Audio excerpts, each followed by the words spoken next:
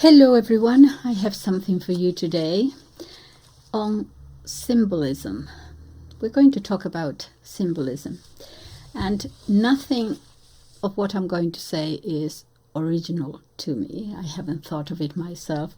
I'm going to I have listened to these two gentlemen that I'm going to introduce to you, and I share it because it makes sense to me what they're saying.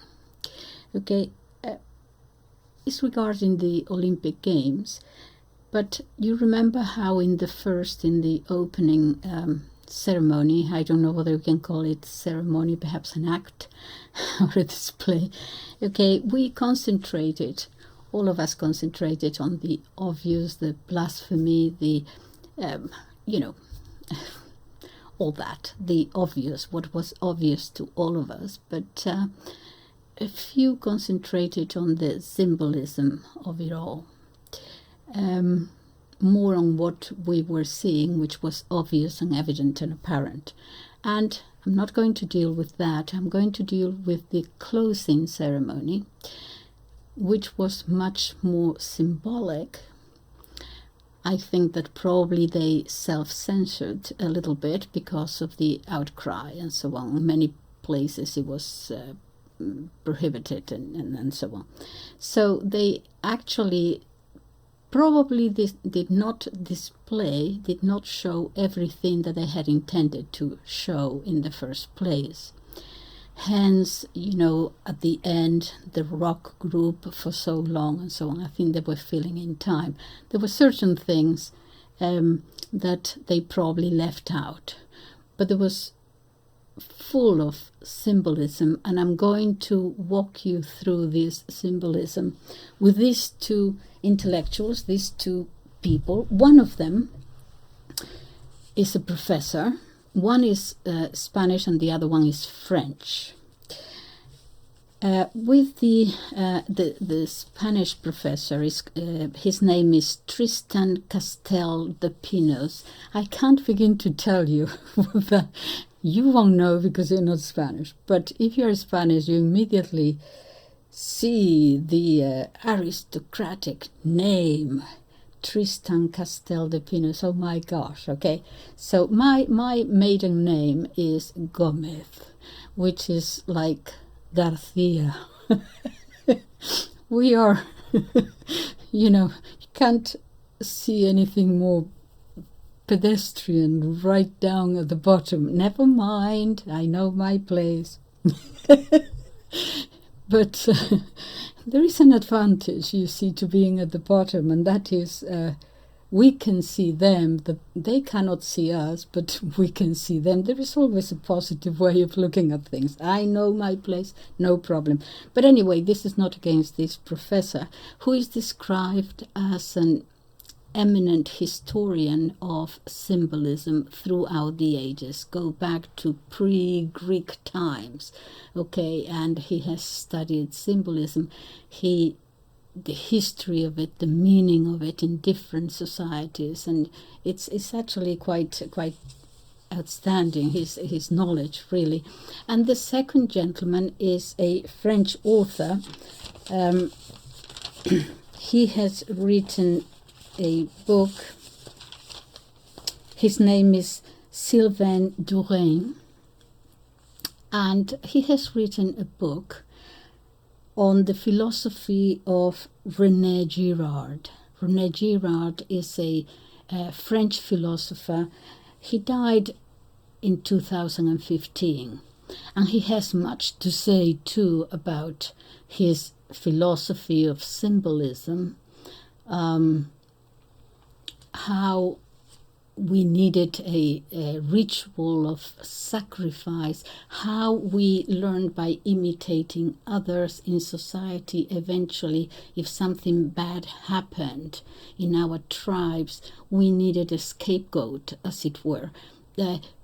Everything was because of that man who did that, and so we had to sacrifice that scapegoat in order to bring peace and order to chaos again. He it's a philosophy, extremely interesting. I'll talk about that in the second part of this video. Okay, so in the first part, just 2 or 3, he doesn't go, Professor Tristan doesn't go through every single thing that happened.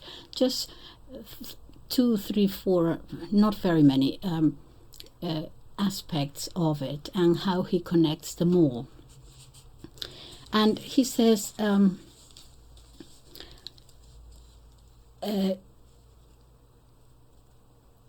okay, so he says that the closing ceremony was different from the first.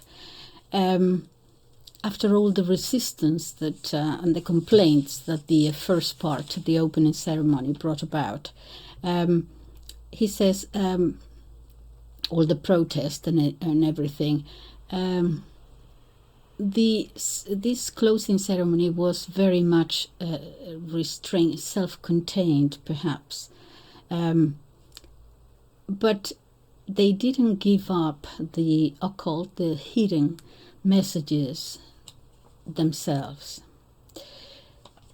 If you are skilled, he says, in film production, in montage and the production of visuals, you will see and you will notice that there is quite a lot here to see. It's a different kind of creativity. One thing is always linked to another. The first to the second and the second to the third, and then you eventually see a story being told. There is a message rather than just individual things. Yeah, that is obvious, individual acts, unconnected or disconnected. So this was a different kind of creativity, except, he says, for the rock concert at the end.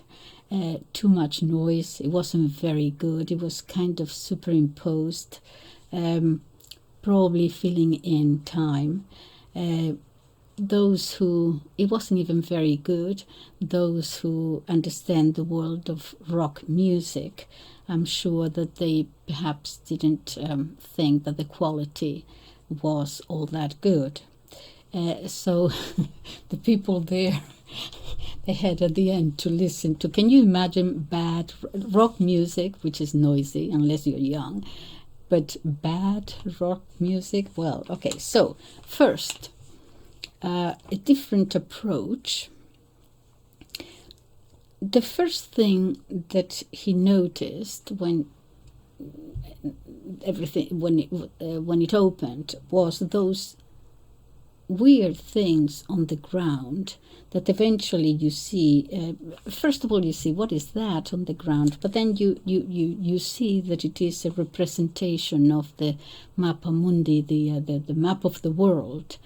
Yeah, it's a planisphere, it's called, but anyway, he uses that fancy word. But anyway, it's a map of the world, okay, of all the different continents, with weird lines and squares. It's a sort of abracadabrist, sort of right angles and lines cut off and all kinds of things. But then you realize that it is really a map of the world. And all these different motives, these different lines and continents and things were moving about throughout the whole scene. At some point, different angles coming together. Sometimes, he says, I'm not quite sure of this, I have to look at it again, but sometimes you could see, perhaps it was my imagination, he says, but I think I saw sometimes the sort of the head of a lion or of a tiger. It stood out. You can see a sort of an ear and a snout and an eye. He said that was the very first thing that caught my attention, and what is that? Okay. All right, so the other thing that first hit you is that the whole perimeter of the stadium where this was taking place was full of spotlights everywhere. And these spotlights, can you imagine being there? These spotlights were continuously, constantly flashing, flashing, flashing all the time. And suddenly, at a certain point, they actually accelerate this flashing. We all know, he points out, in behavioral psychology, this continuous flashing, of lights. We are told, about the dangers of constantly looking at our mobile phones, the cell phones, the laptops, the fruit machines in the betting shops. They draw your brain, and it's more and more difficult to get away from it. It is as if, in some sort of way, your brain is becoming addicted to that. That is how powerful they are, these constant flashes of light. We don't need to stop here. For example, we do know that in those exercises that the CIA did many years ago in the 1940s, I think, the MK Ultra program, a distinctive thing there was that the people were constantly suffering these uninterrupted flashes of light, which influence your brain. So you can imagine it was even difficult, he says, if you were watching it on TV, if you were there in the stadium itself. It must have been really quite powerful to be continuously, facing this continuous flashes. Especially when this man appears, this creature appears falling from whatever, the sky, a helicopter, a man of light appearing, Lucifer. So this is the first thing that caught your attention, he says. And then they played this music. It's a kind of a dark music, the kind of music in films, Hitchcock, that tells you tenebrous, dark, that tells you that something is going to happen, everything is dark, dark, dark, and something is going to happen with this music, suspense music. And then a little thing appears from the sky first, a little thing at first, which is being lowered and lowered, and the spotlights are drawing in the sky at the same time some pentagrams that are crossing each other. At the beginning, there were a number of spotlights, let us say, like lasers. And then they were crossing each other, and clearly one of them formed a pentacle. What is that? This is a sort of equilateral triangle upside down. Yes, you see it in the Kabbalah and many other mysticisms. A triangle reversed in a double circle. All right. And then this man, or this thing, began descending from up above. And he says, and I thought, so here is the main guy now, here is the boss now, leading the rest of the show. A golden man, resplendent, illuminating, diffusing light everywhere. Illuminati. But what kind of Illuminati? Well, a Luciferian being. And this golden light diffusing being, luminous. By the way, in contrast all this to the darkness all around, except for the flashes. Darkness all around, flashes, and here comes Lucifer, the bearer of light. Now, the name Lucifer, is a little bit controversial because people apply it to different things. It has even been applied to Venus, for example. Okay, but it is also something that many of sects, secret sects, and so on, use. And it can be applied to many things, but here I think we can see a Luciferian being. So he's falling. Where? So you say, where is he going to land, to end up?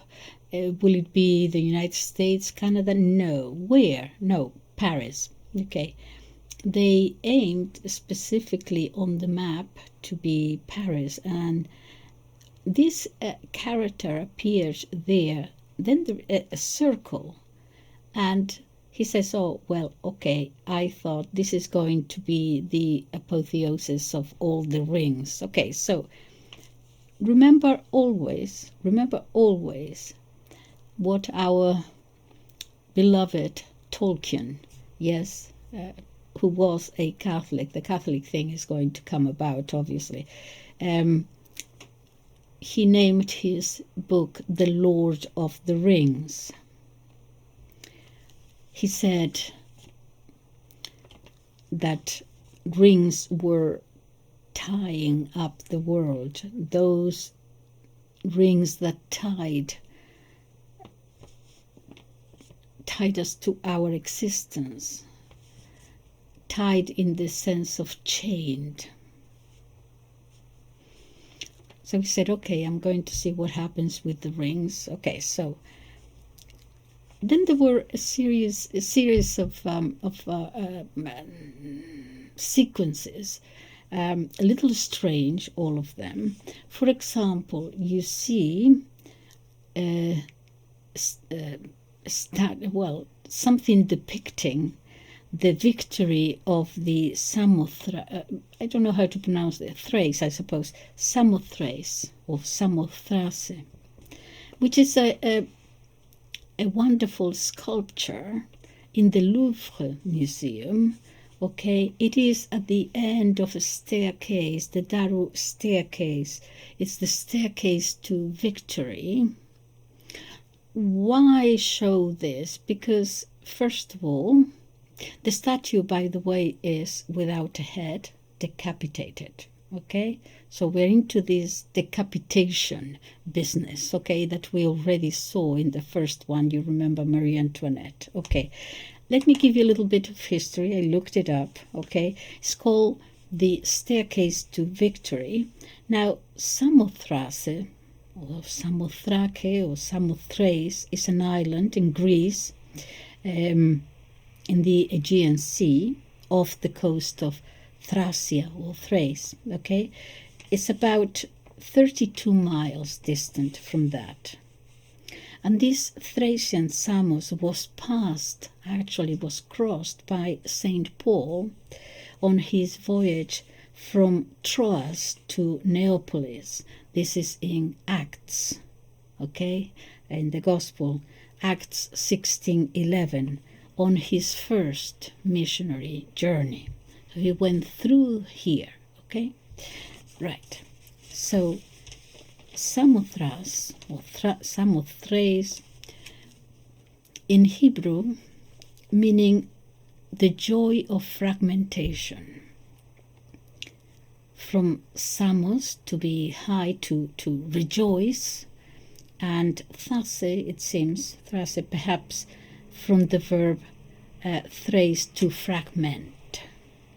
Anyway, this island is just off the coast, of the northwest coast of Anatolia, in sight of Troas and the ancient city of Troy. It is Greece's fourth highest island, and rather significantly, Poseidon, or in Greek, or Neptune in Latin, the earth shaker, okay, who sat marveling at the war that they were fighting, and all its conflicts, high on the topmost peak of wooded Samothrace. Okay, this is in the Iliad 13:11. So Samothrace was never noted for any significant achievement itself, but rather because it was the home of the sanctuary of the great gods. In this temple there was a pantheon to pre-Greek deities. And long before it became Greek, the island had been populated by peoples of different tribes, as you can imagine, and ultimately the Thracians, who peopled the eastern Balkans, Bulgaria. In the 7th century BC, the Greeks moved in from Samos. The Persians moved in the 6th century BC. The Greeks moved again in the 5th century BC. The Macedonians moved in the 4th century BC. Okay, in the year 168 before Christ, Rome defeated Macedon in the Battle of Pydna, and Samothrace became independent. That lasted until the reforms of the Emperor Vespasian in the year 70 AD after Christ, the same year, by the way, in which Jerusalem fell. And that means that when St. Paul and his friends landed in Samothrace, it was still free.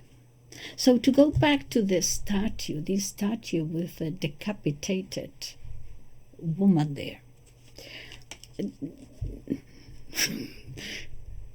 We are in a tradition of guillotines. What do you want me to say? Okay. Is this what is this? Is this a cult to decapitation? Remember Marie Antoinette in the first opening ceremony, okay, and they had her there with the head and she talking and so on. Marie Antoinette was actually the daughter of an emperor of the Holy Roman Germanic Empire. There was a struggle, as we know from my previous videos, okay, of some forces against this line of power. She was, at the age of 14, she was sent to marry the Dauphin of France. She came from the Habsburg Catholic dynasty, the daughter of the Emperor Francis something or other, Francis something, okay. So the beheading of this woman, especially, not the king so much, had a much deeper symbolism. It went beyond. It was the end of the Catholic world. It was the end of the Catholic emperor and so on. And these gentlemen suggest that these people who did all this actually proposed this dark death ritual. They knew who Marie Antoinette was, obviously. They knew what all this symbolized. The stadium, besides all that, where all this was taking place, is in the area of Paris called Saint Denis. Saint Denis was the first Catholic bishop of Paris. Born perhaps in Rome, but died certainly in Paris around the year 258. For those who are interested, his feast day in the Roman Western Church is October the 9th, and in the Eastern Orthodox Church is October the 3rd, just in case you're wondering. But he was a martyr and the patron saint of France. How do you think he was martyred? He was decapitated. Okay, so to recap, okay, why that statue? the victory of Samothrace in the Louvre, decapitated. Why was that so representative of anything here?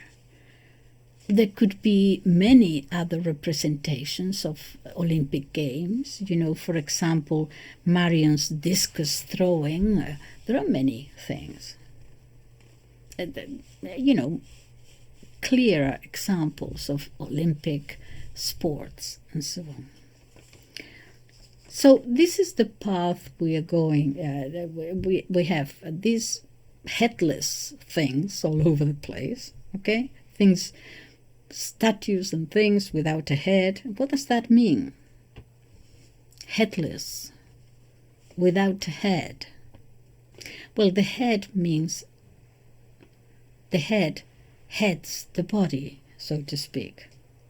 So why this insistence on beheading, on decapitation, cutting heads off and chopping heads off all over the place?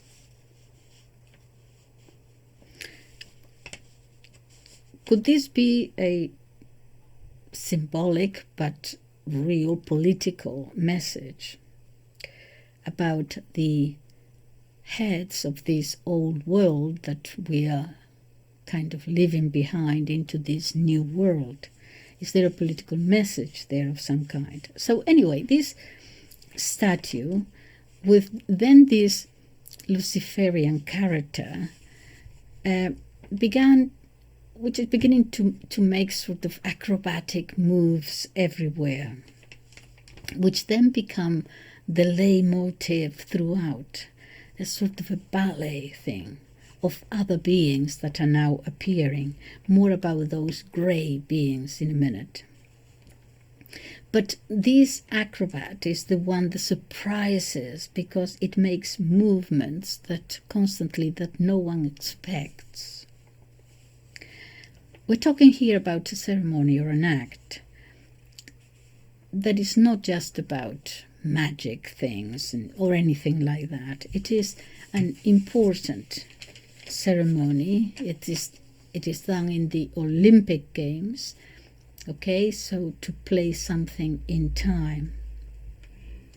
Then the Olympic rings appeared, and then a mist or a fog suddenly covering the whole map of the world there, that planisphere, all the continents, a fog, white fog, as if it was a white canvas moving around on top of the world, making the effect of a cloud of fog which covers the earth.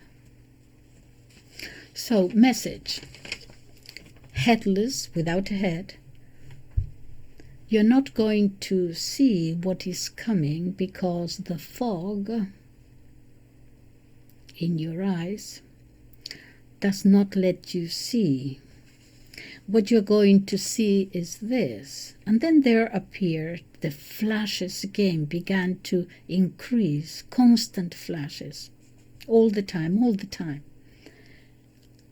And you think, really, the people there in the stadium, those poor people are now practically turning into pure morons, because you cannot withstand all this, with all these lights and these flashes all the time.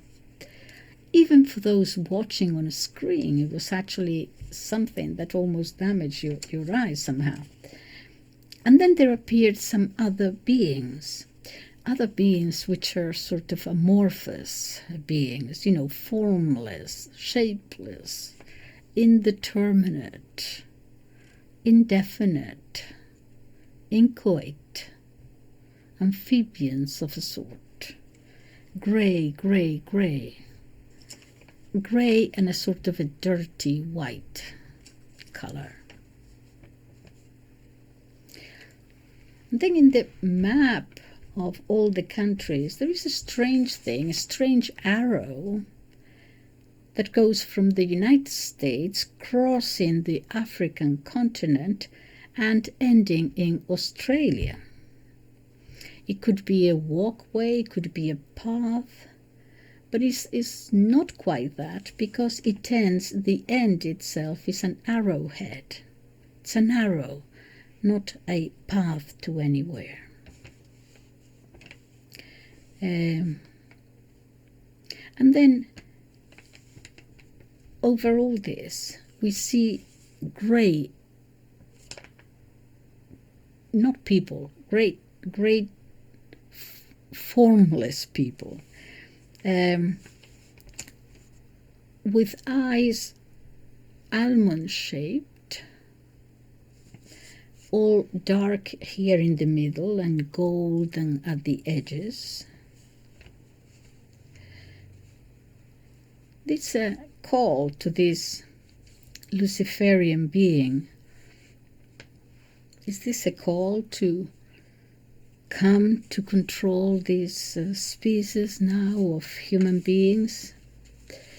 What we all see is that they are all grey in color. They seem sort of hybrid-sized. Read Brave New World again, Aldous Huxley. Almost comatose, perhaps all of us, all obeying the rhythm marked by this Luciferian being, all following the same rhythm. No more freedom, no more differences between all of you. I'll come back to that. That is very significant. All the same, no difference, undifferentiated, when I get to the philosophy of it. So there will be no more difference between human beings, all grey, all the same.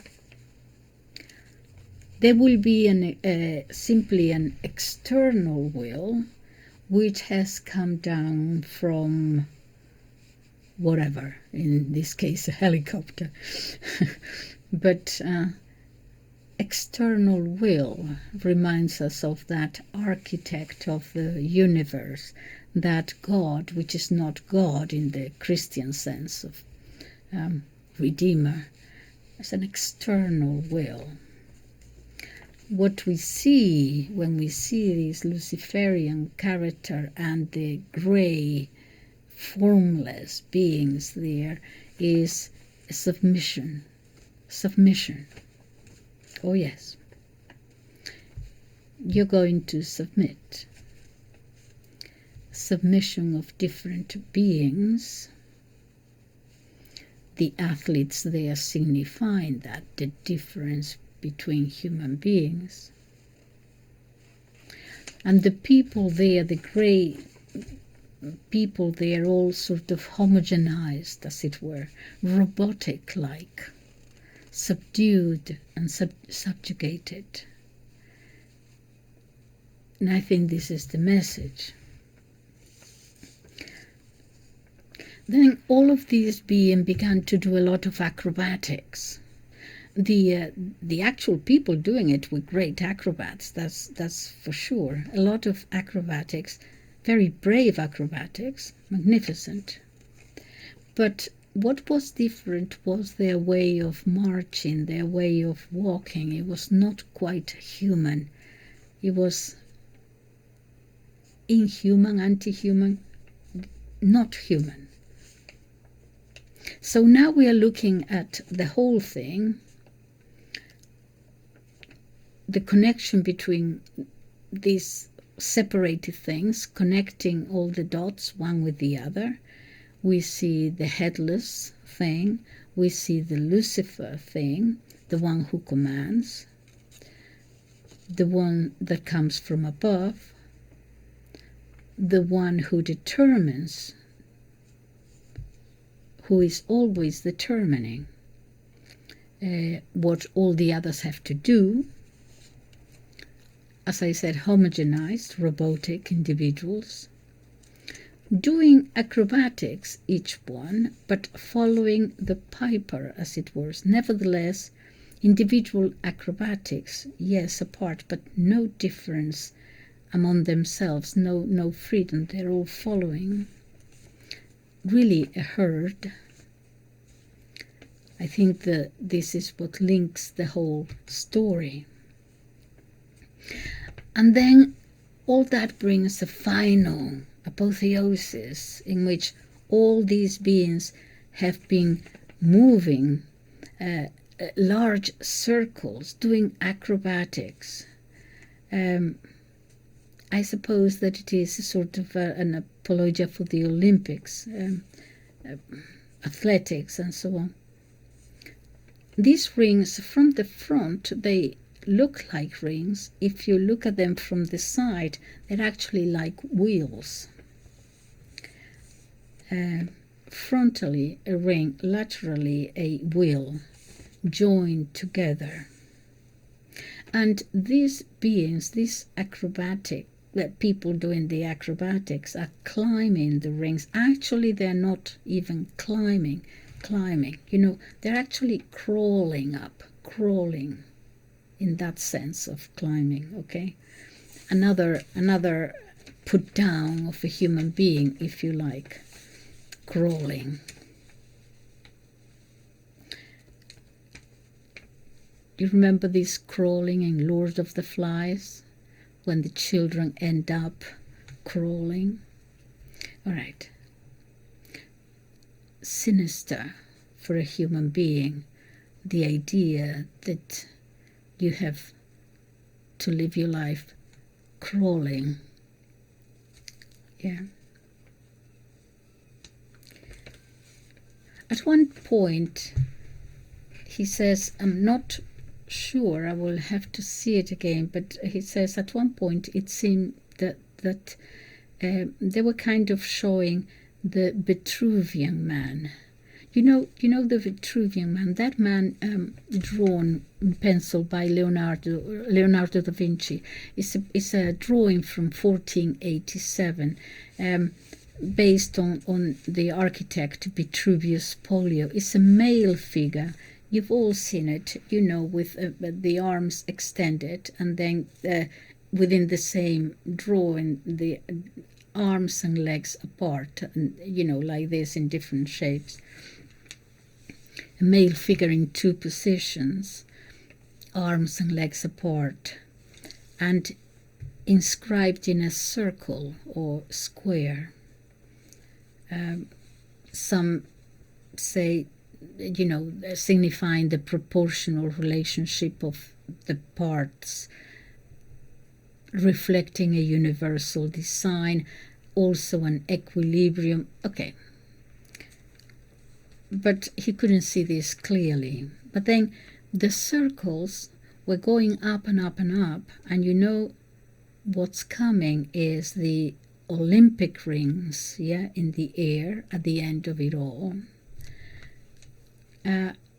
But what was kind of strange, it was that when there was a ring at the top, when they were climbing, ascending, a ring at the top, there was another one sort of underneath, and the acrobats on top had done sort of vertical acrobatics, the two in the middle horizontal, and there was one who was marking there, and you can see this very clearly, the 4 quarters of a clock. What does that mean? Showing a clock. 4 quarters of a clock. The prison of time. So fine, when it comes to symbolism, they're showing us that time also is a matter of control by them, these Luciferian beings. And these rings were going up and up and up until they formed the Olympic rings in the air. And after all this, let us say this structured language, this structured discourse, what they are showing us again, remember Tolkien, we are subject to time, and these rings are symbols of chains to matter. We have been shown, represented, these sumptuous chains, and all the while the continuous flashing of lights, now growing in intensity until, sure, an apotheosis of light. The rings were not symmetrical, different. That is curious also. Why not symmetrical? He thinks that was perhaps more to do with the fact that the acrobats had to do different kinds of acrobatics, and it could be just as simple as that, the fact that they were not symmetrical. Another funny thing was the appearance of Tom Cruise there.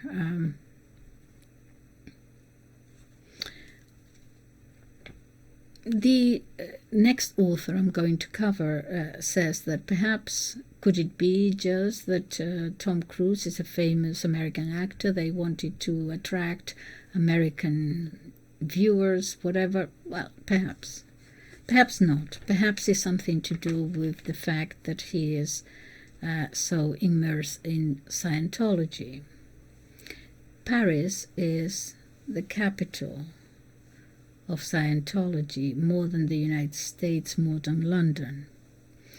In France, there are about 50,000 affiliates to that, so it's, quite a few, really.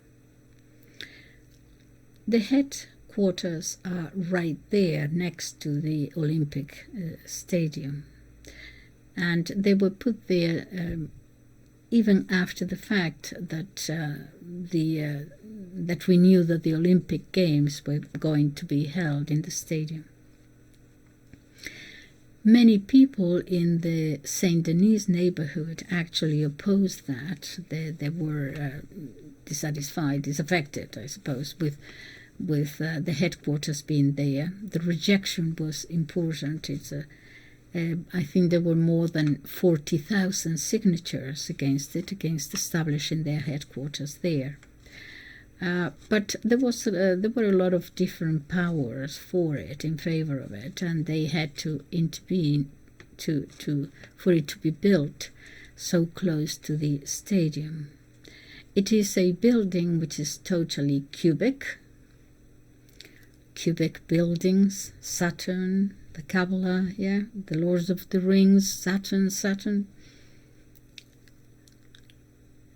The building is right there in the eastern part of Saint Denis. And these gentlemen actually knew perfectly well that when events like this take place, football matches, people at the Olympic Games, so many people together, there is tremendous energy there. It is called egregore in Greek. A bad translation in English would be something like wakeful. It is seen, or it is defined as an energy, a non-physical entity. When we are so many thousands of people together, a non-physical entity or thought form that emerges from a collective of people's thoughts and emotions when they're all together. In occultism or false mysticism and the Kabbalah and all that, an egregore is, and I quote, a thought entity that's formed by a group's shared beliefs, worship, intentions, and emotions. A thought entity when so many people are together. So here, putting all that together, that egregore was practically brutal. I mean, and all this joined with this optical manipulation. For what purpose? For what? To capture the energy, to store it, to do what exactly? Now, let me go now. Don't go away because this is very interesting now. Let me go to the second part of this video now, and with the author Sylvain Durain. As I said, he wrote a book, Rene Girard, From Desire to Violence, and it's something to do with Satanism, okay, with symbolism and with chaos. The need to produce chaos in order to advance, bring chaos on. You can control people more. Let me get a glass of water. Again, he's going to talk about the same symbolism, but from a different angle. He's going to repeat a few of the things. I'll run through them. He starts by saying in this interview, he says, of course, all I am going to say is speculation. I don't know the people who did this show, who created anything. I don't know. I can only, from my experience, kind of try to, in my capacity to put two and two together, as it were, speculation, capacity, my capacity of interpretation. That is what I'm going to say. Possibly I'm wrong, he says. But there is a coherence, there is a cohesion, there is a story. He agrees with the previous one.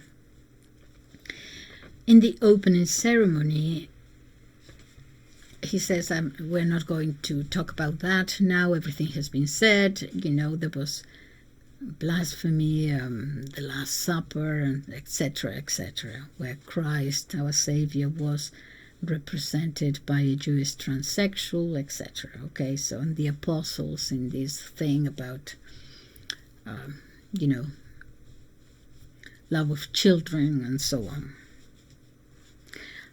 That actually something that obviously was censored in several countries. There was a child there with a naked, practically naked adult male, and so on. Okay, they didn't use children this time. We are here in a cocoon of destruction. Destruction starting, he says, with anthropology, with the idea of the anthropology of certainly France, which is culturally, anthropologically, if you want, Catholic. Go back to Clovis. So in the closing act, there is a logical sequence. What, he says, the philosopher he studied, Rene Girard, more about him in a second, explained about the artificial creation of chaos, how we can create chaos in order to control. More about this a little later. So the message here was destruction of the old in order to bring in the new order, the new world. Some clues. Even if we are totally wrong in the overall interpretation, there are some things that we are sure we are not wrong.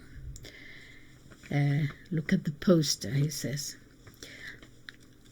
I invite people to look at the visuals of this closing act. It's all very dark, very black. Planet Earth 2024 in darkness. And a character that is going to fall, is falling, a sort of a human being, something that resembles a human being but is not, with his head upside down. It's golden, no longer a man, really is a monstrous creature, all covered in light, illumined, illuminated, Illuminati. Okay. We were invited to laugh, he says, when we heard by the TV presenters who were telling us what we were looking at, telling us that it was a golden Voyager. I think in English they called it the spaceman, something like that. Okay, passing from one world to another,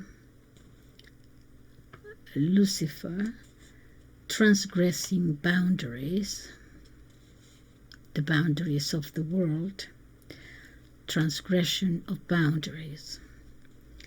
This is very important, but it is him that carries the light. In front of a decapitated angel, Lucifer, who carries the light, surrounded by many other characters, and he will be in front of this decapitated angel. They say it's a character from Greek mythology, but the fact remains probably Poseidon. But the fact remains that it is a decapitated angel facing Lucifer. It's a white angel, white representing purity in an angel, yeah. The victory is Lucifer's, and then will proceed to direct and to lead all these other grey characters. There are about 40 or 50 of them. We will see them change in direction from the decapitated angel to Lucifer, producing gestures synchronized, the control of the masses. He said it reminded me, perhaps it has nothing to do with it at all, but it reminded me of a piece, I forget the name, he says, by the composer Stravinsky. It's a very well-known piece. It's Spring. As a matter of fact, yes, it's Stravinsky's Rite of Spring, okay? A sacrificial ritual, in fact, where at the end of a piece, there is a human sacrifice. There was no human sacrifice here, obviously. The piece is called Le Sacre du Printemps, the Rite of Spring. It's a virgin that has to be sacrificed to appeal to the god of spring. The chosen, the virgin, is forced to ritually dance herself to death. He continues, I think there was some self-censure here in the closing ceremony due to complaints, etc. I think more was designed at first and prepared, hence the filling in at the end of, the rock music.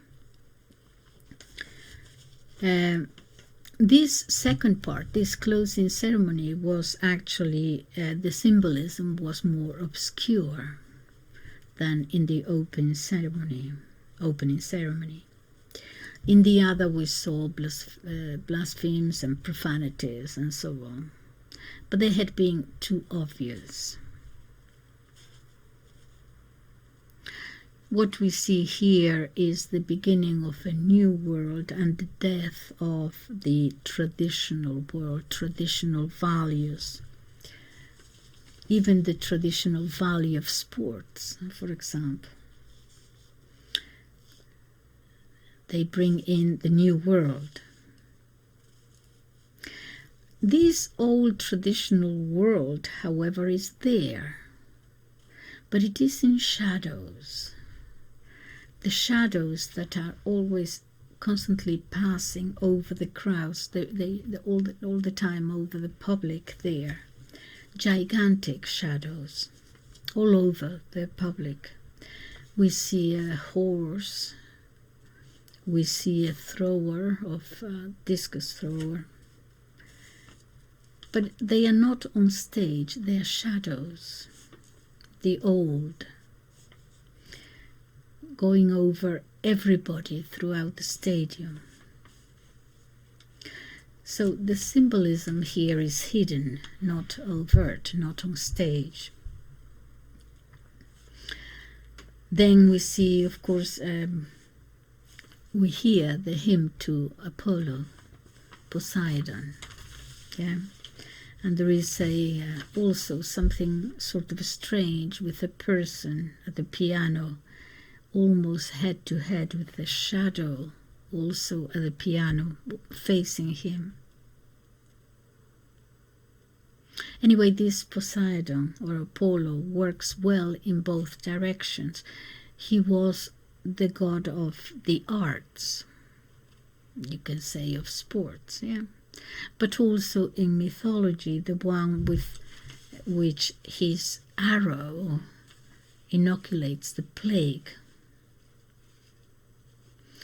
Not to be sick will have to perform a ritual sacrifice of pure things, of pure beings. But this could be an exaggerated reading, he says, of the whole thing. The arrow is present on the stage in the center of the map of the world was represented, pierced by an arrow, which was where the athletes were, where they entered the platform. But in any case, the theme of the arrow was present, and without making a sort of, affirmative statement. These were certain symbolisms, which, taken one by one, always present a story that is very coherent and logical, one following the other. And again he asks why Tom Cruise there? Why was he there? One of the, if we want to say that it was to attract an American audience, that's fine, okay? If it is because it's something else there, something to do with Scientology, well, we know that one of the principles of Scientology is that the physical capacity of man is infinite. That is to say, we must achieve a higher level of consciousness to allow us to reach this infinite physical capacity of man. It is a sort of a modern gnosis.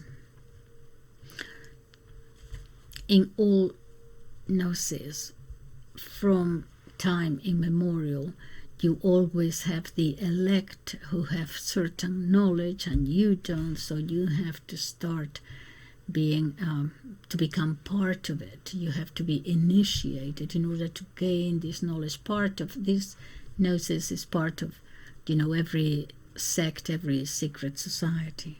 This is a modern one, which actually refuses to acknowledge the limits of creation, that man is physically a limited being, intellectually and physically. We were created like this by God. That's how it is, but it is something refused by them, and we still have, something like as if we had the capacity to transcend our own body.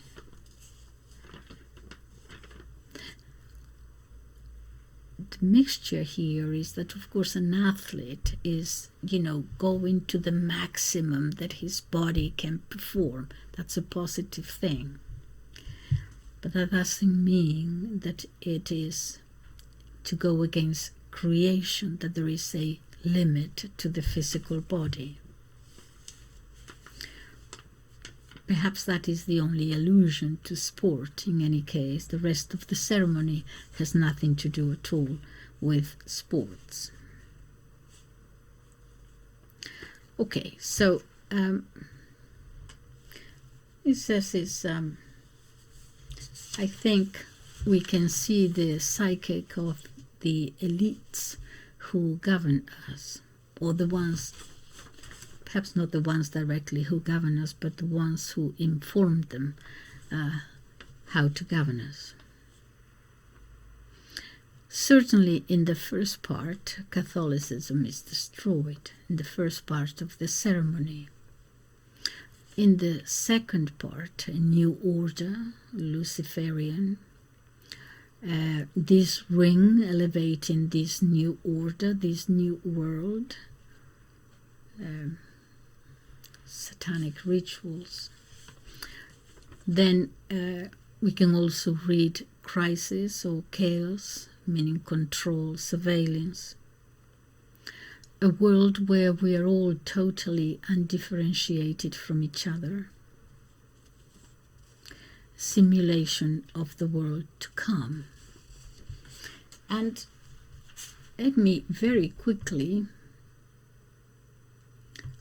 actually tell you something about this philosopher, Rene Girard. I'm going to read it. It's an article. I hope to do it as quickly as I can because I've been talking for an hour, but let's see if I can do it. Rene Girard's thought defies classification. He has written from the perspective of a wide variety of disciplines: literary criticism, psychology, anthropology, sociology, history, biblical hermeneutics, and theology. Although he rarely called himself a philosopher, many philosophical implications can be derived from his work. Girard's work is above all concerned with philosophical anthropology, that is, what is it to be human, and draws from many disciplinary perspectives. Over the years, he developed what is called, this is going to be important, mimetic theory. According to this theory, human beings imitate each other, and this eventually gives rise to rivalries and violent conflicts. Such conflicts are partially solved by a scapegoat mechanism, more about this in a second, but ultimately Christianity is the best antidote to violence. Perhaps Girard's lack of specific disciplinary affiliation has promoted a slight marginalization of his work among contemporary philosophers. Girard is not on a par with more well-known French contemporary philosophers, for example, nowadays Derrida, Foucault, Deleuze, Lyotard. But his work is becoming increasingly recognized in the humanities, and his commitment as a Christian thinker has given him prominence amongst theologians. He was not a Christian, he was not Catholic, although he was French, and perhaps you would say anthropologically or culturally Catholic, but he was an agnostic for most of his life until he began to study certain characteristics of human behavior, and he reverted back, let's say, to Catholicism. Let me give you a very interesting character, actually, author, sorry. And, a little bit about his life. Rene Girard was born on December 25th, 1923 in Avignon, France. He was the son of a local archivist, and he went on to follow his father's footsteps. He studied in Paris École Nationale des Chartes and specialized in medieval studies. In 1947, Girard took the opportunity to emigrate to America and pursued a doctorate at Indiana University. His dissertation was on Americans' opinions about France, although his later work has had little to do with his doctoral dissertation. Girard has kept a live interest in French affairs. After the completion of his doctorate, Girard began to take interest in Jean-Paul Sartre's work.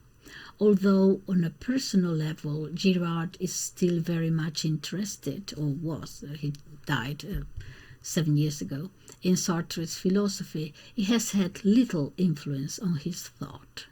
Girard settled in America and has taught at different institutions: Indiana University, State University of New York, Buffalo, Duke University in North Carolina, Johns Hopkins, Brigham Young and more, and Stanford, until his retirement in 1995. He died in 2015. During the beginning of his career as a lecturer, Girard was assigned to teach courses on European literature. He admitted he was not at all familiar with the great works of European novelists. As Girard began to read the great European novels in preparation for the course, he became specially engaged with the work of 5 novelists in particular: Cervantes, Stendhal, Flaubert, Dostoevsky, and Proust. In his first book, Méchonnage romantique et vérité romanesque, okay, so romantic lies and Romanesque truth, in 1961, that book is a literary comment on the works of these great novelists. I have to read it, actually. Until that time, Girard was a self-declared agnostic. As he researched the religious conversions of some of Dostoevsky's characters, he felt he had lived a similar experience and converted, after a while obviously, converted back to Christianity. Ever since, Girard has been a committed and practicing Roman Catholic. After the publication of his first book, Girard turned his attention to ancient and contemporary sacrifice rituals, as well as Greek myth and tragedy. This led to another important book, Violence and the Sacred, in 1972, for which he gained much recognition. On a personal level, he was a committed Christian, but his Christian views were not publicly expressed until the publication of Des choses cachées depuis la fondation du monde, so the hidden things after the foundation of the world, the creation of the world, 1978, which is his magnus opus, and the best systematization of his thought. Ever since, Girard has written books that expand various aspects of his work. In 2005, Girard was elected to the Académie Française, a very important distinction among French intellectuals. Now, what is this mimetic desire? Imitation. Girard's, you remember that if you're going to be controlled, they can keep you by yourself, isolated, so you don't have any interaction with others, or they can play on this impulse that we have of always wanting to go with the crowd, a little bit afraid of being different, imitating behavior, and so on. He's going to study this in detail. Fascinating. Girard's fundamental concept is mimetic desire. All right. Ever since Plato, students of human nature have highlighted the great mimetic, okay? Remember, okay, imitation, the mimetic capacity of human beings. That is, we are the species most apt at imitation. Indeed, imitation is the basic mechanism of learning. Reporting that something that increasingly we are finding out, and neuroscientists are increasingly reporting that our neural structure promotes imitation very proficiently. For example, mirror neurons. However, according to Girard, most thinking devoted to imitation pays little attention to the fact that we also imitate not just behavior, we imitate other people's desires. And depending on how this happens, it may lead to conflicts and rivalries. If people imitate each other's desires, they may wind up desiring the very same things. And if they desire the same things, they may easily become rivals as they reach for the same objects. Girard usually distinguishes imitation from mimesis. The former is usually understood as the positive aspect of reproducing someone else's behavior when you imitate, whereas the latter usually implies the negative aspects of rivalry. It should also be mentioned that because the former usually is understood to refer to mimicry, Girard proposes the latter term, mimetic, to refer to the deeper instinctive response that humans have to each other. External mediation. Girard calls mediation the process in which a person influences the desires and preferences of another person. Mediation, the process in which a person influences the desires and preferences of another person. Thus, whenever a person's desire is imitated by someone else, she becomes a mediator or model. Girard points out that this is very evident in publicity and marketing techniques, for example. Whenever a product is promoted, some celebrity is used to mediate consumers' desires.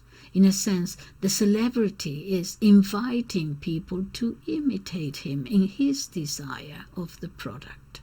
The product is not promoted on the basis of its inherent qualities necessarily, but simply because of the fact that some celebrity desires it. In his studies on literature, Girard highlights this type of relationship in his literary studies, as for example in his study of Don Quixote. So Don Quixote is mediated by Amadis de Gaula, the knight that Don Quixote was always trying to imitate. Don Quixote becomes an errant knight, not really because he autonomously desires so, but in order to imitate Amadis. Nevertheless, Amadis and Don Quixote are characters on different planes. This is going to be important. They will never meet, and in such a manner they never become rivals. They don't know each other. The same can be said of the relation between Sancho and Don Quixote. Sancho, his sidekick, desires to be governor of an island. That's what he wants, to be a governor somewhere. Mostly because Don Quixote has suggested to Sancho that is what he should desire. Again, although they interact continuously, Sancho and Don Quixote belong to two different worlds. Don Quixote is a very complex man. Sancho is simple in the extreme. Girard calls external mediation the situation when the mediator and the person mediated are on different planes, on different classes. Don Quixote is an external mediator to Sancho, inasmuch as he mediates his desires from the outside. That is, Don Quixote never becomes an obstacle in Sancho's attempts to satisfy his desires. So this is external mediation, does not carry the risk of rivalry between subjects. Sancho and Don Quixote are not rivals, because they belong to different worlds. Although the source of Sancho's desire to be governor of an island is in fact Don Quixote, they never desire the same object. Don Quixote desires things Sancho does not desire and vice versa. Hence, they never become rivals. Girard believes that this external mediation is a frequent feature of the psychology of desire. From our earliest phase as infants, we look up in imitation to our elders, and eventually most of what we desire is mediated by them. That was external mediation. What is internal mediation? In internal mediation, however, the mediator and the person mediated are no longer abysmally separated, and hence do not belong to different worlds. In fact, they come to resemble each other to the point that they end up desiring the same things. But precisely because they're no longer in different worlds and now reach for the same object of desire, they become rivals. And we are fully aware that competition is fiercer when competitors resemble each other. Thus, in internal mediation, the subject imitates the model's desires, but ultimately, unlike external mediation, the subject falls into rivalry with the model mediator. Consider this example. A toddler imitates his father in his occupations, and he desires to pursue his father's career when he grows up. This will hardly cause any rivalry, although it may account for Freud's Oedipus complex. This is, as we have seen, a case of external mediation. But now consider, for example, a PhD candidate that learns a great deal from his supervisor and seeks to imitate every aspect of his work and even his life. Eventually, they may become rivals, especially if both are looking for scholarly recognition.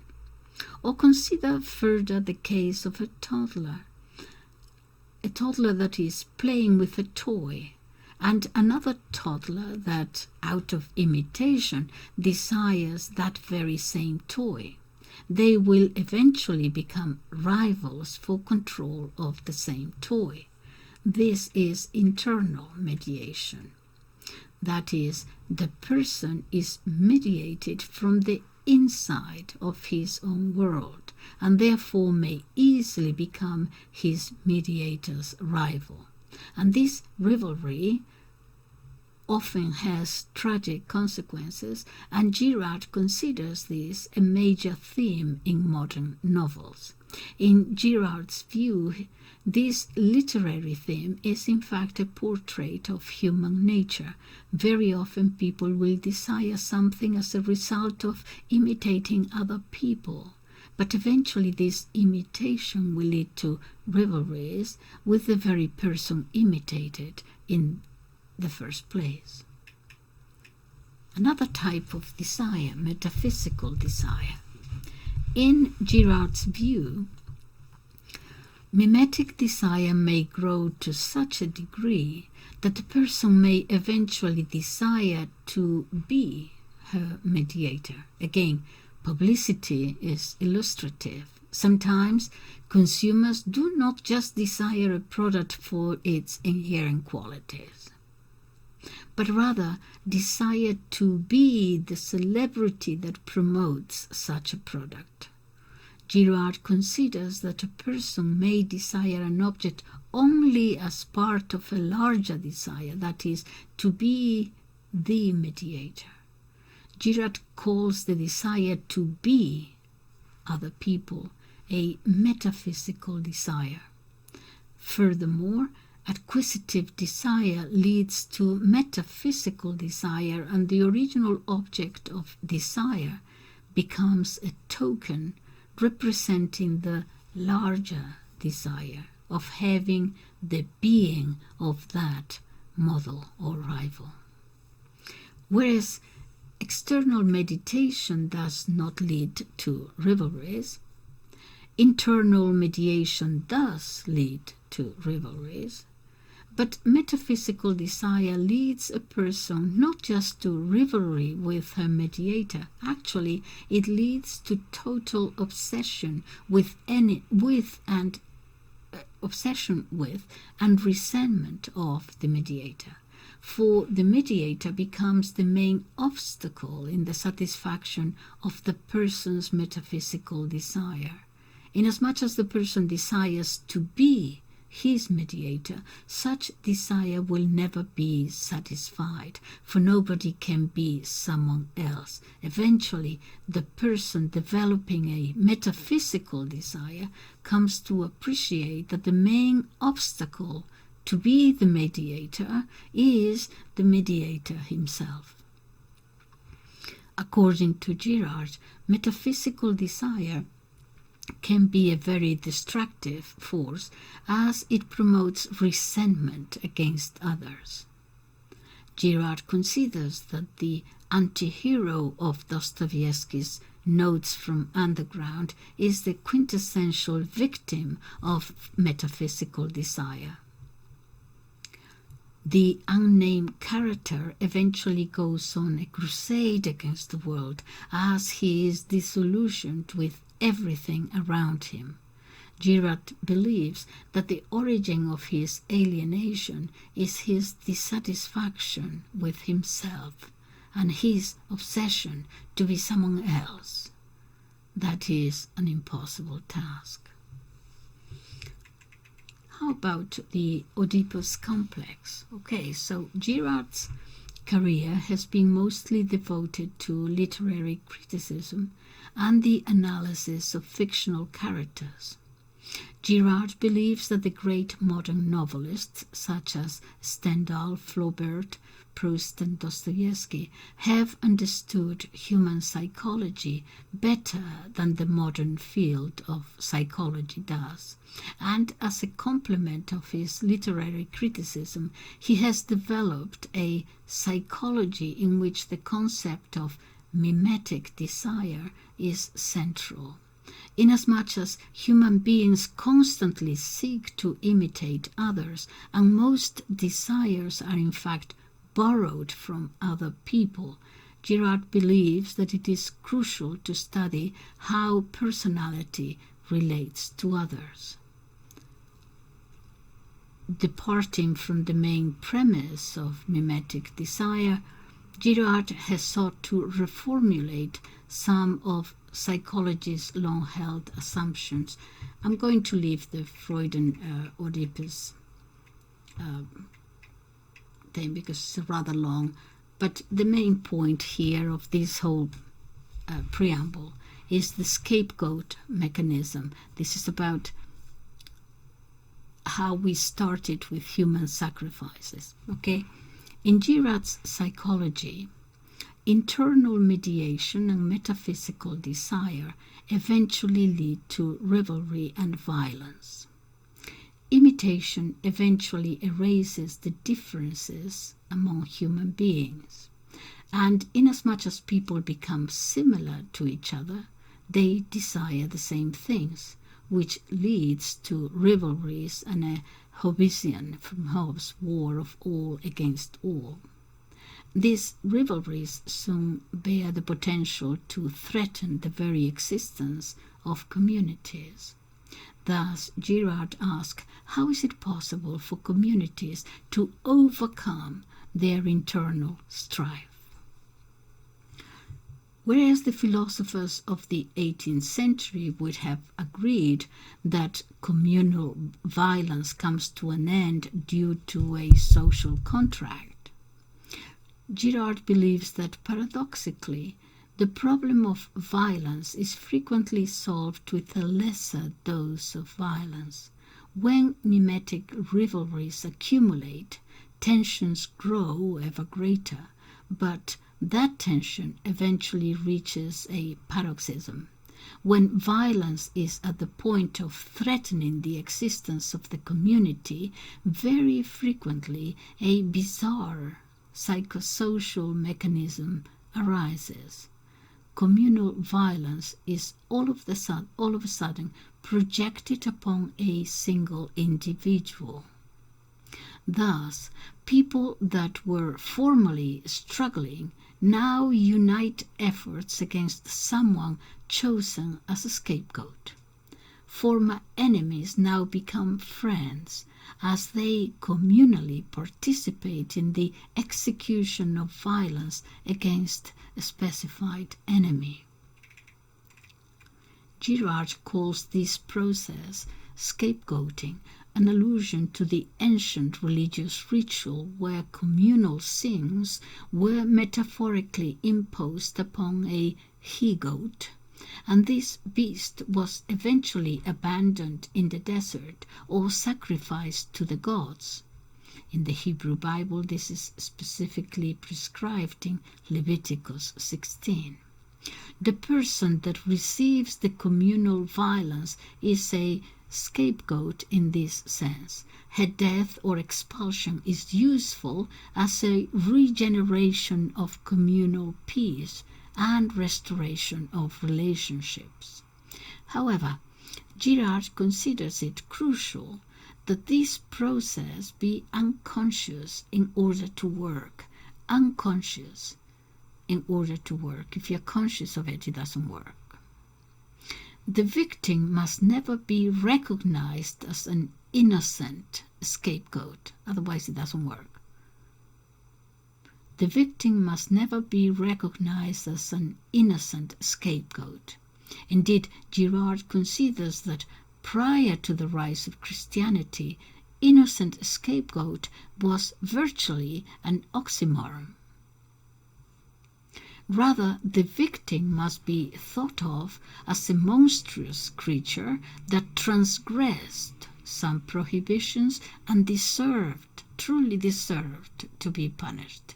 In such a manner, the community deceives itself into believing that the victim is the culprit of the communal crisis, and that the elimination of the victim will eventually restore peace. The origins of culture. Girard believes that the scapegoat mechanism is the very foundation of cultural life. Natural man became civilized not through some sort of rational deliberation embodied in a social contract, as it was fashionable to think among 18th century philosophers, but rather through the repetition of the scapegoat mechanism, and very much as many philosophers of the 18th century believe that their descriptions of the natural state were in fact historical, Girard believes that indeed Paleolithic men continuously used the scapegoat mechanism, and it was precisely this feature that allowed them to lay the foundations of culture and civilization. In fact, Girard believes that this process goes farther back in the evolution of Homo sapiens. Hominids probably were engaged in scapegoating, but it was precisely scapegoating that allowed a minimum of communal peace among early hominid groups. Hominids could eventually develop their main cultural traits due to the efficiency of the scapegoat mechanism. The murder of a victim brought forth communal peace, and this peace promoted the flourishing of the most basic cultural institutions. Once again, Girard takes deep inspiration from Freud, but reinterprets his observations. Freud's Totem and Taboo presents a thesis that the origins of culture are founded upon the original murder of a father figure by his sons. Girard considers that Freud's observations were only partially correct. Freud is right in pointing out that indeed culture is founded upon a murder, but this murder is not due to the Oedipal themes Freud was so fond of. Instead, the founding murder is due to the scapegoat mechanism. The horde murdered the victim, not necessarily a father figure, in order to project upon her all the violence that was threatening the very existence of the community. However, as mimetic desire has been a constant among human beings, scapegoating has never been entirely efficient. Nevertheless, human communities need to periodically recourse to the scapegoating mechanism in order to maintain social peace. Now, religion. According to Girard, the scapegoat mechanism brings about unexpected peace. But this moment is so marvelous that it soon acquires a religious overtone. Thus, the victim is immediately, or was immediately, consecrated. Girard is in the French sociological tradition of Durkheim, who considered that religion essentially accomplishes the function of social integration. In Girard's view, inasmuch as the deceased victim brings forth communal peace and restores social order and integration, she will become sacred. At first, while living, victims are considered to be monstrous transgressors that deserve to be punished. But once they die, this is in antiquity, yes, once they die, they bring peace to the community. Then they are not monsters any longer, but rather they become gods. Girard highlights that in most primitive societies there is a deep ambivalence towards deities. They hold high virtues, but they are also capable of performing some very monstrous deeds. That is how, according to Girard, primitive gods are sanctified victims. In such a manner, all cultures are founded upon a religious basis. The function of the sacred is to offer protection for the stability of communal peace, and to do this it ensures that the scapegoat mechanism provides its effects through the main religious institutions. How about ritual? Girard considers rituals the earliest cultural and religious institution. In Girard's view, ritual is a reenactment of the original scapegoating murder, although, as anthropologists are quick to assert, rituals are very diverse. Girard considers that the most popular form of ritual is sacrifice. When a victim is ritually killed, Girard believes the community is commemorating the original event that promoted peace. The original victim was most likely a member of the community. Girard considers that probably the earliest sacrificial rituals employed human victims. Thus, the Aztec human sacrifice may have impacted Western conquistadors and missionaries upon its discovery, but this was a cultural remnant of a popular ancient practice. Eventually, rituals promoted sacrificial substitution, and animals were employed. In fact, Girard considers that hunting and the domestication of animals arose out of the need to continually reenact the original murder with substitute animal victims. Let's move on to myth.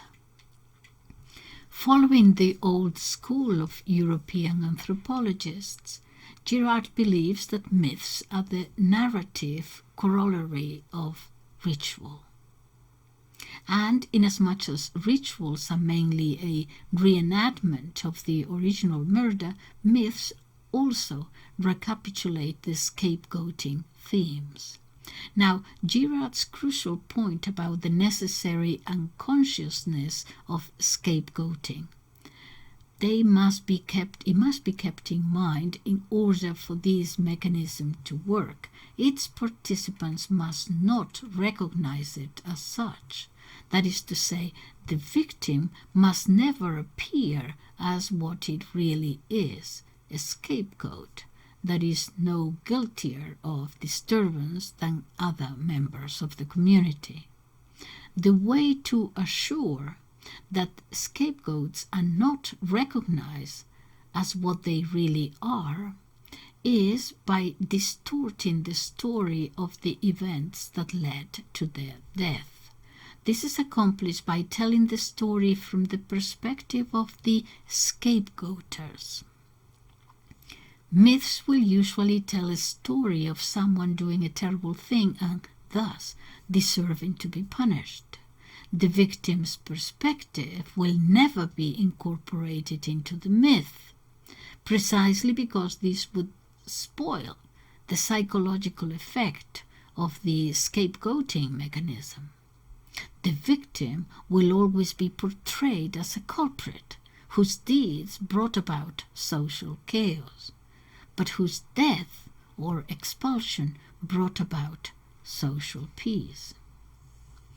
Girard's most recurring example of myths is that of Oedipus.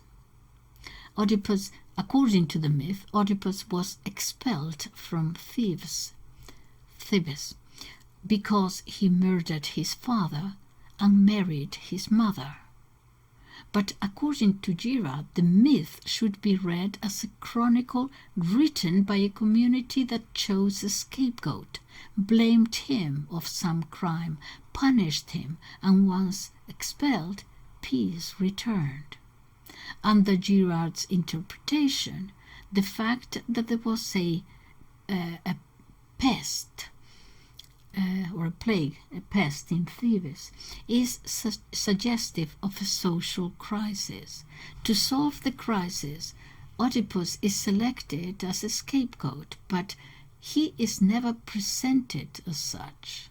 Quite the contrary, he is accused of parricide and incest, and this justifies his persecution. Thus, Oedipus' perspective as a victim is suppressed from the myth. Furthermore, Girard believes that as myths evolve, later versions will tend to dissimulate the scapegoating violence. For example, instead of presenting a victim who dies by drowning, the myth will just claim that the victim went to live to the bottom of the sea, for example, in order to avoid feeling compassion for the victim. Indeed, Girard considers that the evolution of myths may even reach a point where no violence is present. But Girard insists, all myths are founded upon violence, and if no violence is found in a myth, it must be because the community made it disappear. Myths are typical of archaic societies, but Girard thinks that modern societies have the equivalent of myths. Persecution texts,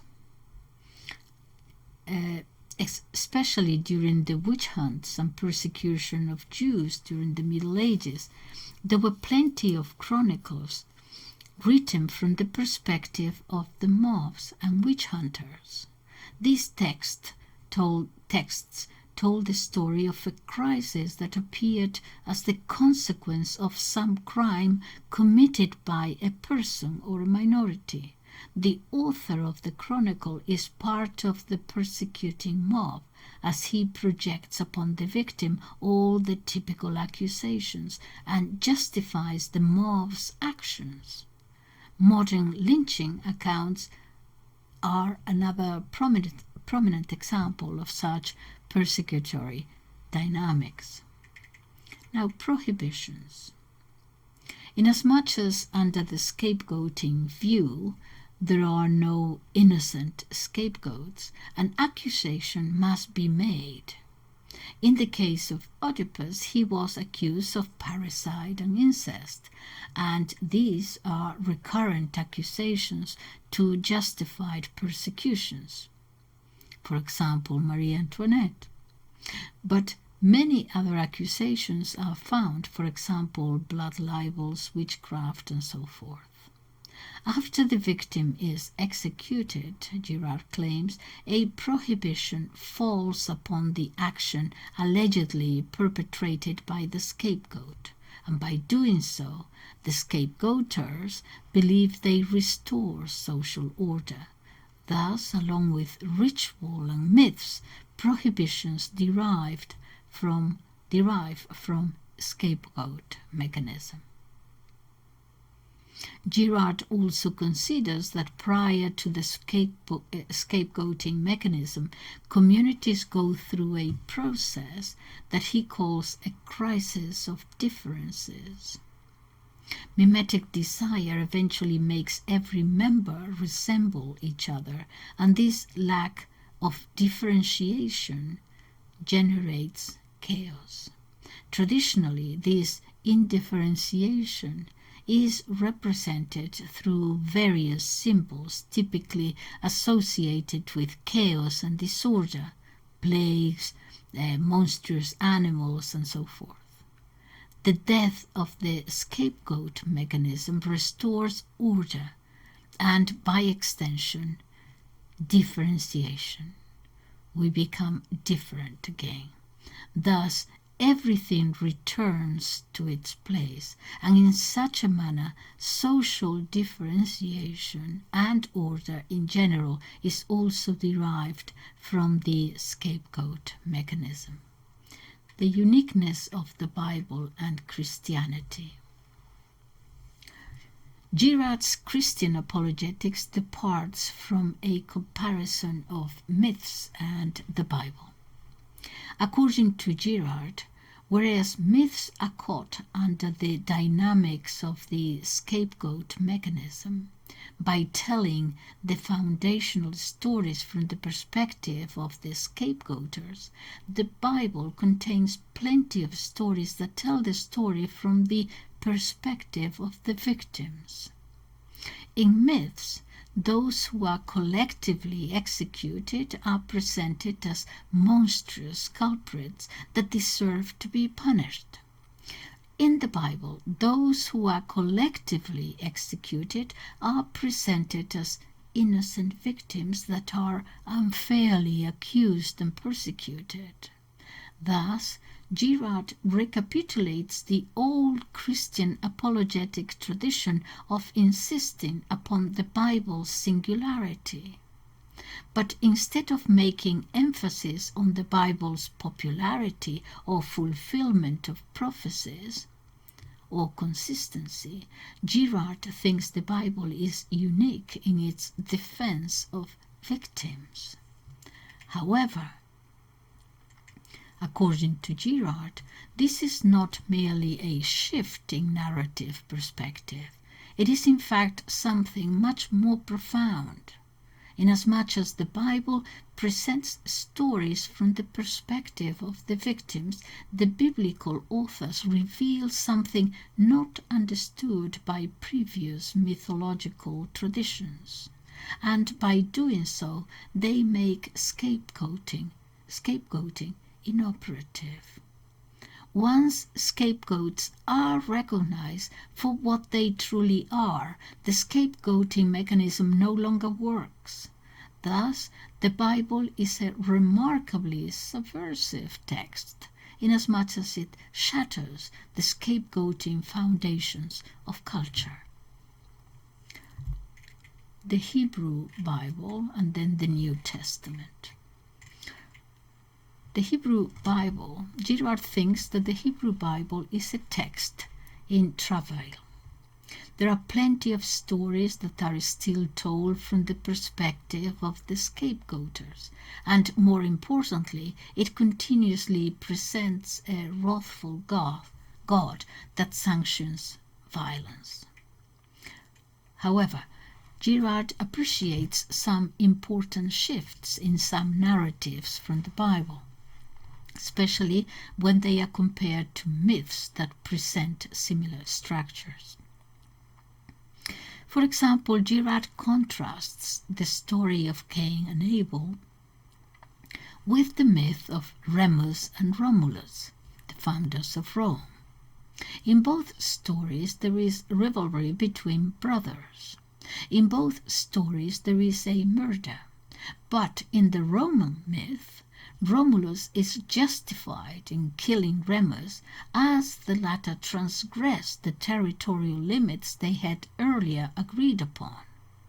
In the biblical story, Cain is never justified in killing Abel, and indeed the blood of Abel is evoked as the blood of the innocent victims that have been murdered throughout history and that God will vindicate.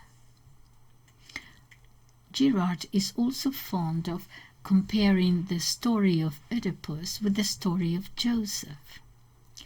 Oedipus is accused of incest, and the myth accepts this accusation, therefore justifying his expulsion from Thebes. Joseph is also accused of incest.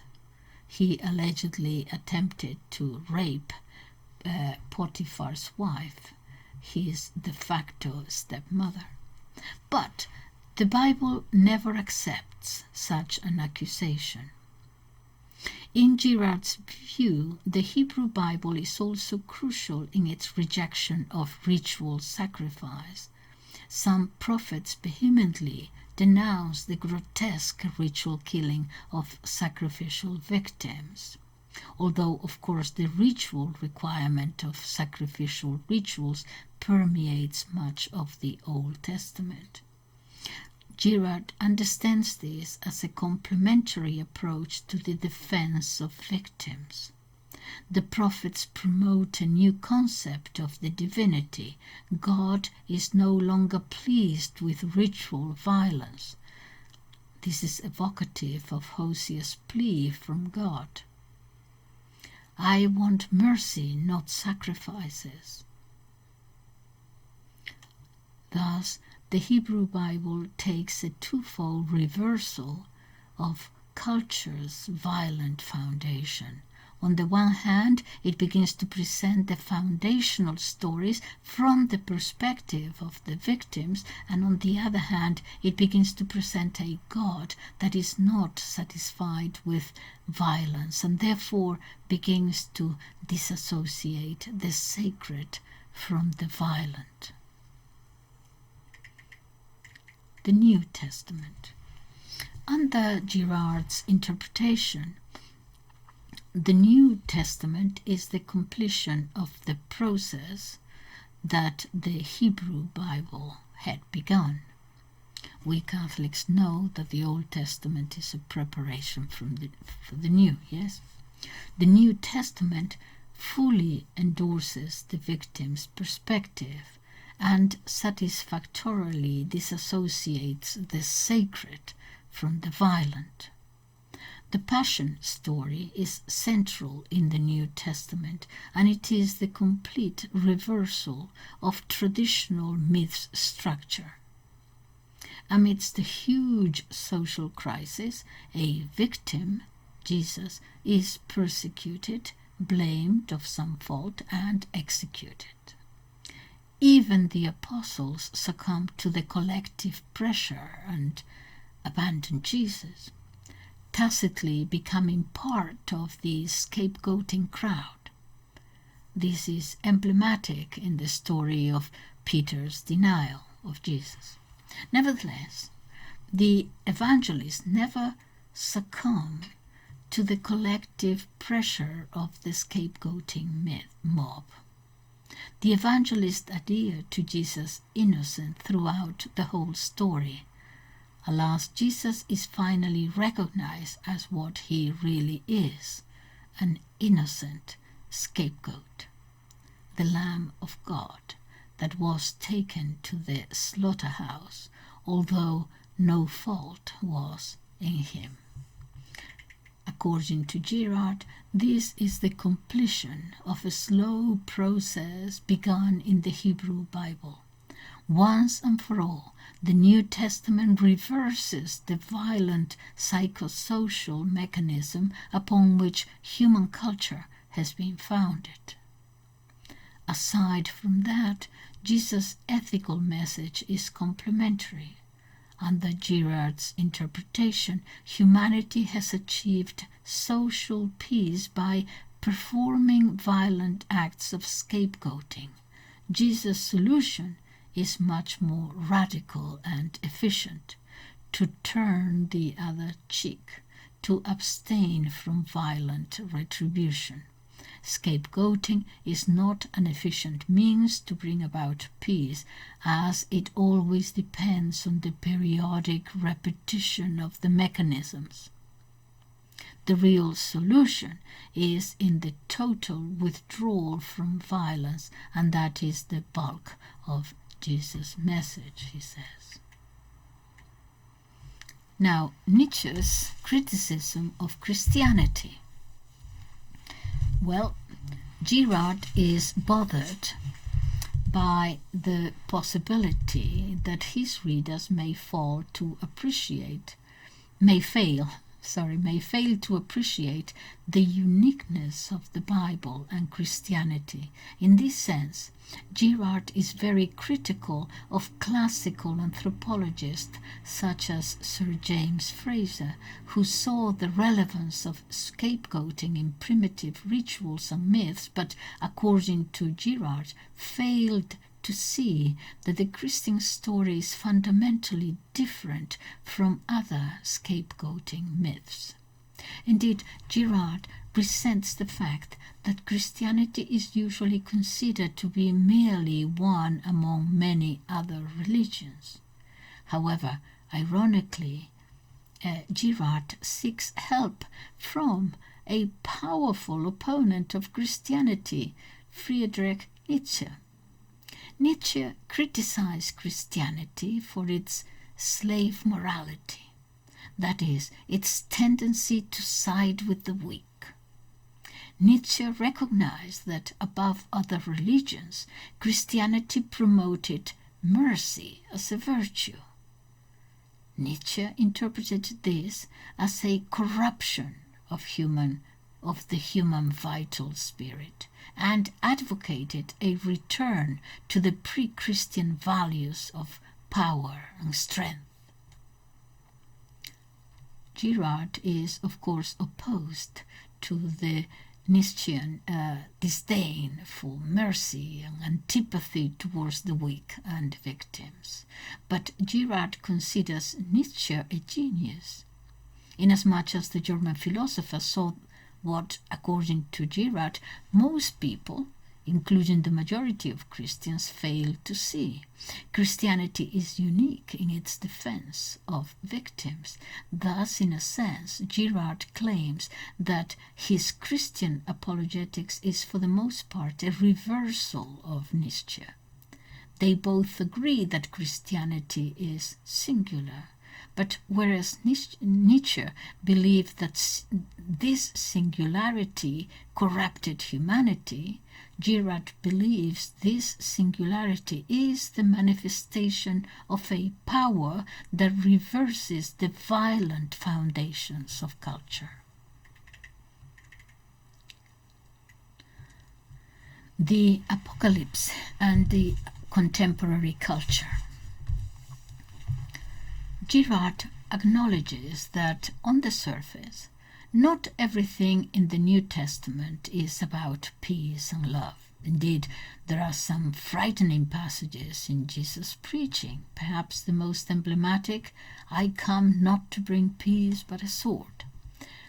This is part of the apocalyptic worldview prevalent in Jesus' days, but much more than that, Girard believes that the apocalyptic teachings to be found in the New Testament are a warning about future human violence.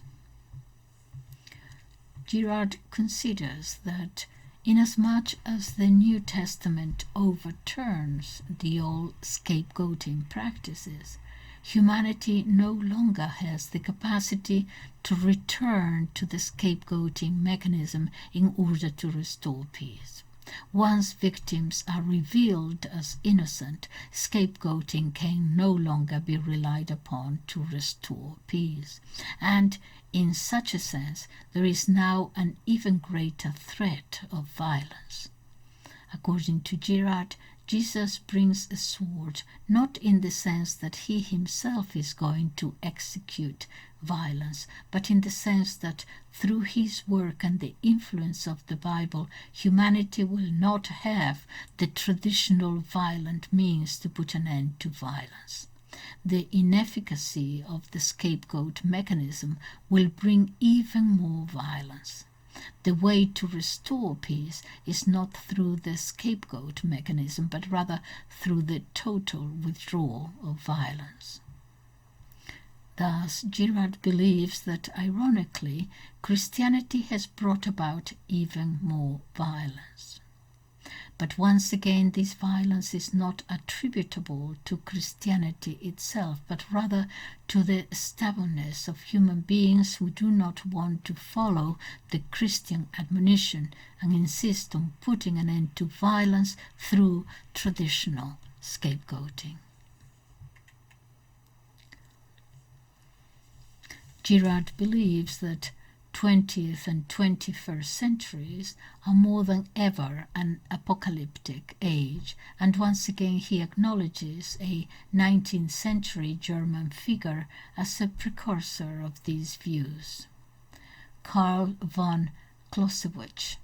According to Girard, the great Prussian war strategists realized that modern war would no longer be an honorable enterprise, but rather a brutal activity that has the potential to destroy all of humanity.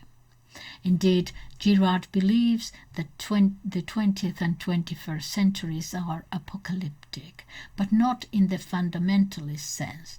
The signs of apocalypse are not numerical clues such as 666, but rather signs that humanity has not found an efficient way to put an end to violence. And unless the Christian message of repentance and withdrawal from violence is assumed, we are headed towards doomsday. Not a final judgment brought forth by a punishing God, but rather a doomsday brought about by our own human violence. Theological implications. Girard claims not to be a theologian, but rather a philosophical anthropologist. But echoing Simone Weil, he believes that the Gospels, inasmuch as they reveal the nature of human beings, also indirectly reveal the nature of God. Thus, Girard's work has great implications for theologians, and his work has generated new ways to interpret the traditional Christian doctrines. A. God. Girard is little concerned with the classical theistic attempt to prove the existence of God, for example, Aquinas or Plantinga, Craig, and Swinburne. But he does seem to assume that the only way to explain the Bible's uniqueness in its rejection of a scapegoat and distortion and its refusal to succumb to the mob's influence is by proposing the intervention of a higher celestial power. So, in a weak sense, Girard's apologetic works try to prove that the Bible is divinely inspired and therefore that God exists. More importantly, Girard believes that the Bible reveals that the true God is far removed from violence, whereas gods that sanction violence are false gods, that is, idols. By revealing how human violence works, Girard claims the Bible reveals that this violence does not come from God. Rather, God sympathizes with victims and wants nothing to do with victimizers. B. The Incarnation. Furthermore, the doctrine of incarnation becomes especially important under Girard's interpretation, for God himself incarnates in the person of Jesus in order to become himself a victim. Thus, God is so far removed from aggressors and scapegoaters. He himself becomes a victim in order to show humanity that he sides with innocent victims. Thus, the way to overturn the scapegoat mechanism is not only by telling the stories from the perspectives of the victim, but also by telling the story that the victim itself is God incarnate. C. Satan. Most liberal contemporary Christians pay little attention to Satan, but Girard wishes to keep its relevance. Girard has little patience for the literal mythological interpretations of Satan as the red horned creature. According to Girard, the concept of Satan and the devil most frequently referred to in the Gospels is what it etymologically expresses: the opponent, the accuser. And in this sense, Satan is the scapegoating mechanism itself, or perhaps more precisely, the accusing process. That is, the psychological processes in which human beings are caught up by the lynching mob and eventually succumb to its influence and participate in the collective violence against the scapegoat. Likewise, the Holy Spirit in Girard's interpretation is the reverse of Satan. Again, Girard recurs to etymology. The Paraclete etymologically refers to the spirit of defense. Thus, Satan accuses victims, and the Paraclete mercifully defends victims. Thus, the Holy Spirit is understood by Girard as the overturning of the old scapegoating practices. D. Original sin. In the old Pelagian Augustinian debate over original sin, Girard's work clearly sides with Augustine. Under Girard's interpretation, there is a twofold sense of original sin. 1. Human beings are born with a propensity to imitate each other and eventually be led to violence. 2. Human culture was laid upon the foundations of violence. Thus, human nature is tainted by an original sin, but it can be saved through repentance, materialized in the withdrawal from violence. The complementary aspect of the original sin debate, that is, free will, has not been tackled by Girard, but being a Roman Catholic, it is presumable that Girard would not accept the Calvinist concepts of total depravity, irresistible grace, and predestination. He seems to believe that human beings are born with sin, but they have the capacity to do something about it through repentance. Atonement.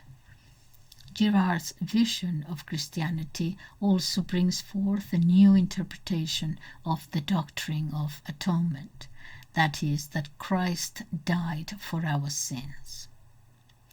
St. Anselm's traditional account God's honor was offended by the sins of mankind. His honor was re-established with the death of his own son, or other traditional interpretations. Mankind was kidnapped by the devil. God offered Christ as a ransom. Jesus died so God could show humanity what he is capable of doing if we do not repent, and so forth. All these are deemed inadequate by Girard. Under Girard's interpretation, Jesus saved us by becoming a victim and overturning once and for all the scapegoat mechanism.